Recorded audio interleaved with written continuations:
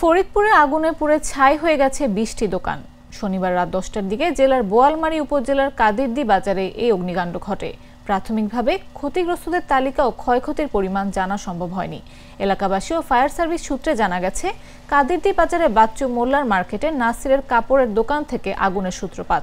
আগুনে মুদি, ঔষধ, চা, কাপড়, বীজ, জুতার দোকান সহ কমপক্ষে ২০টি দোকান পুড়ে ছাই হয়ে যায়। স্থানীয় লোকজন ও বোয়ালমারী ফায়ার সার্ভিসের সদস্যরা আগুন নিয়ন্ত্রণে আনে। স্থানীয় বাসিন্দা নিশিকান্ত দাসের দাবি, বোয়ালমারী ফায়ার সার্ভিসের সদস্যরা খবর পাওয়ার পর প্রায় ১ ঘন্টা পর ঘটনাস্থলে পৌঁছান। এ দুর্ঘটনায় অন্তত কোটি টাকার ক্ষয়ক্ষতি হয়েছে। প্রাণ চিনিকুড়া চাল, সেই সুগন্ধ, একটিও ভাঙা চাল নেই, কি পরিষ্কার। প্রাণ প্রত্যেকটি চাল বেছে বেছে বিশেষ প্রক্রিয়ায় প্যাক করে। পোলাও, খিচুড়ি, বিরিয়ানি, কি ঝরঝরে। তাই তো স্বাদে সেরা, সুগন্ধে ভরা। প্রাণ চিনিগুড়া চাল, পরম যত্নের চাল। প্রাণ, জীবনের স্বাদ।